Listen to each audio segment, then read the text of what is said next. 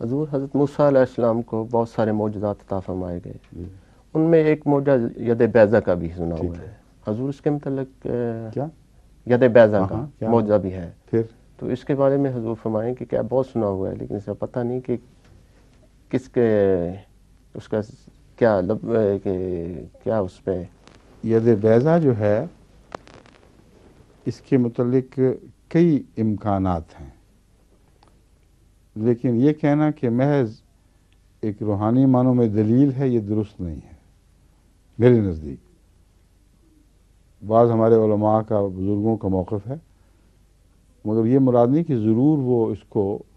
معنوی لحاظ سے کہتے ہیں، وہ ایک توجیہ پیش کرتے ہیں کہ ہو سکتا ہے اس سے مراد یہ ہو ایک بڑی بھاری دلیل جو قاطع ہو، یعنی بیضہ کی طرح روشن اور طاقتور دلیل ہو۔ تو یہ ترجمہ کرنے میں تو کوئی گناہ نہیں، درست ایسا ترجمہ بھی ممکن ہے، اس آیت میں یہ معنی بھی ہو سکتے ہیں، جیسا کہ حضرت ابراہیم علیہ السلام کی آگ کے متعلق یہ بھی کہا جا سکتا ہے مخالفت کی آگ ہے، یہ بھی کہا جا سکتا ہے عملاً بھی انہوں نے بھڑکائی ہوگی، ہرگز بعید نہیں، مگر اللہ نے آگ میں ڈالنے سے پہلے اس کو ٹھنڈا کر دیا۔ کیسے کر دیا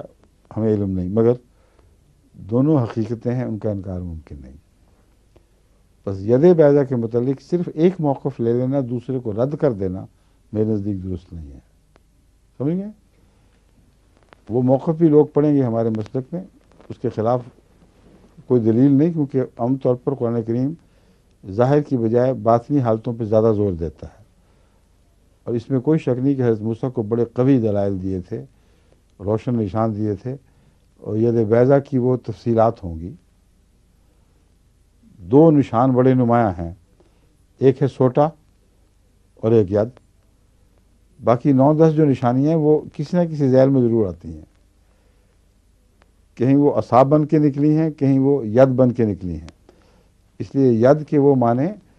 میں رد نہیں کرتا، بلکہ قرآن کریم سے ثابت ہوتے ہیں کہ ید کا معنی محدود نہیں ہے ہاتھ تک،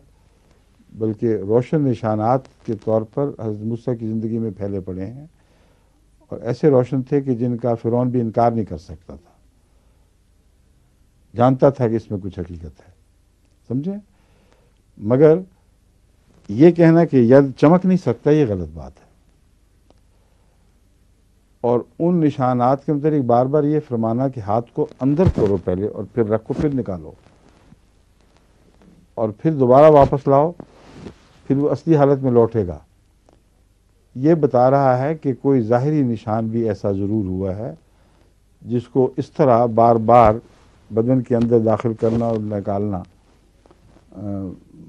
جس کے لیے ضروری ہے، اور اس نشان کے اظہار میں یہ چیزیں متعلق ہیں، اس سے تعلق رکھنے والی ہیں، ٹھیک ہے؟ وہ کیسے ہو سکتا ہے اللہ بہتر جانتا ہے، مگر یہ ممکن ہے کہ جیسے بعض دفعہ کسی شخص کے اوپر ایک خاص جلال کی کیفیت ہو، اس کے رنگ بدل جاتا ہے۔ حضرت مسیح علیہ السلام اور دوسرے انبیاء کے متعلق آتا ہے کہ بعض دفعہ وہ اس شان سے ظاہر ہوتے ہیں کہ وہ جلوے سے لگتا ہے چمک رہی ہے دنیا۔ رسول اللہ علیہ وسلم روشن وجود تھے، مگر آپ کے متعلق بھی صحابہ کہتے ہیں بعض موقع پر یوں تمتماتا تھا چہرہ کہ جس سے نور کی شعائیں پھوٹ رہی ہوں۔ تو ایسی کیفیت کا نام بھی ید بیضہ ہو سکتا ہے، کیونکہ ساتھ فرمایا بغیر بیماری کے۔ اب یہ لفظ بغیر بیماری کے جو ہے یہ بتا رہا ہے کہ ظاہری طور پر بھی کچھ ہوا ہے، اگرچہ اس کا معنی کر کے اس کو باقی موضوعات پہ پھیلانا قرآنی مسلک کے خلاف نہیں، لیکن ظاہر کا کلیتاً انکار کر بیٹھنا میرے نزدیک درست نہیں، کیونکہ اس کے طرز بیان اور اس کے قرائن بتا رہے ہیں کہ اس میں کوئی ظاہری نشان ضرور ایسا موجود تھا، سمجھ گئے؟